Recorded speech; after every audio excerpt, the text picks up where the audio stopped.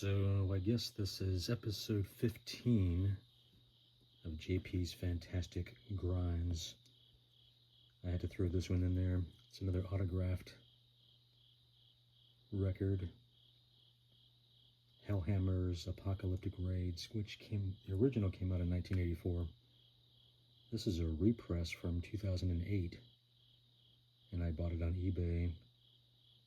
And it has Thomas Gabriel Fisher Warriors and the now deceased Martin Eric Ain. And it's also, what do you call it? It opens up, which the original one didn't.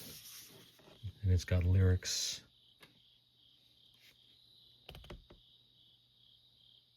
The repress also has 2 extra tracks, I guess. Revelations of Doom and Messiah. Not on the original 1984 release. But when this came out, a friend of mine had a copy, and we were just... I think this was like the darkest thing we had seen at that time. Maybe. You know, along with Venom and Merciful Fate.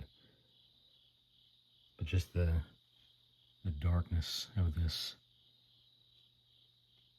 Especially on the Noise, the original release is a little more glossy, a little more dark.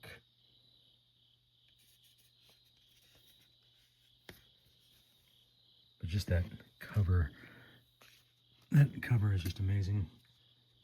One of the most iconic covers in any genre of music, but especially, you know, extreme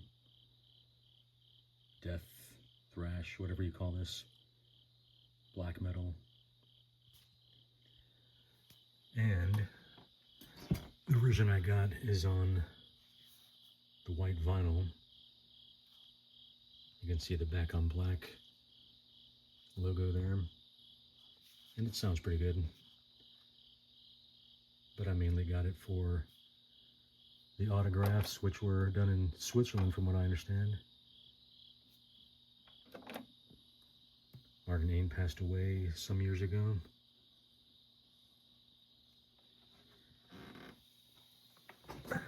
Never got to meet him. But I did get to meet Thomas Gabriel Fisher Warrior. So this is Horus Aggressor. Starts off side B. This is a CD listing, so it's not showing the breakup of the vinyl. This is Horus. And then the next 2 tracks are the 1990 re-release bonus tracks, I guess.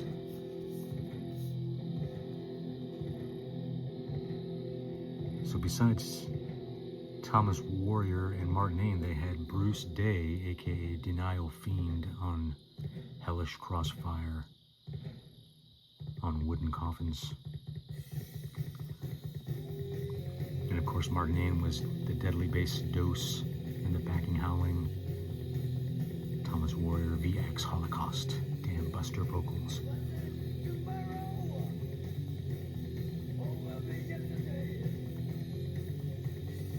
Yeah, just landmark in the extreme metal scene. This is their only commercial release, I guess.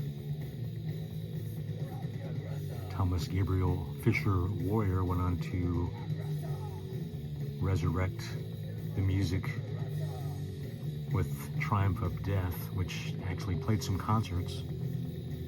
I got to see them at Maryland Death Fest a few years ago. I think it was 2022. They played with his other band Triptychon on 2 separate nights. That's where I met him.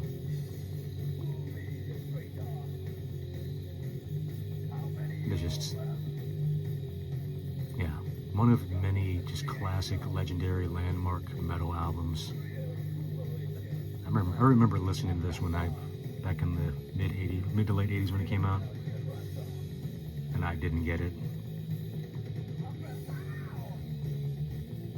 mean, I really liked a couple of songs, but it was just like, I was an Iron Maiden fan back then, and all this new extreme stuff was just, you know, new and extreme, of course. It took a while for it to sink in, but after it did, it just, you know, it's just badass. What else can you say about it? It's crazy to think that he went from this to the Cherry Orchards, or Orchids, or whatever it's called, that Celtic Frost album that was kind of a bit commercial. I'm like, is that the same guy? Like, because with this and the first couple of Celtic Frost albums, 2 or 3 Celtic Frost albums, you're like, this is just badass, and all of a sudden he does the Cherry Orchids album, and it's like, what is happening here? I guess he's not proud of that. But before I end the video, I wanted to read the lyrics, which kind of maybe have something to do with what's going on today. Since this came with the lyrics and the original, I'm not sure if the original came with lyrics or not. I used to have this on a CD with Morbid Tales and Emperor's Return. They also had this added onto it, but that was stolen out of my car a couple years ago. Very hard to find CD these days, but it was on the Noise label. I used to love that CD. Anyway, this is Revelations of Doom. It says, in the days of Armageddon. Sorry.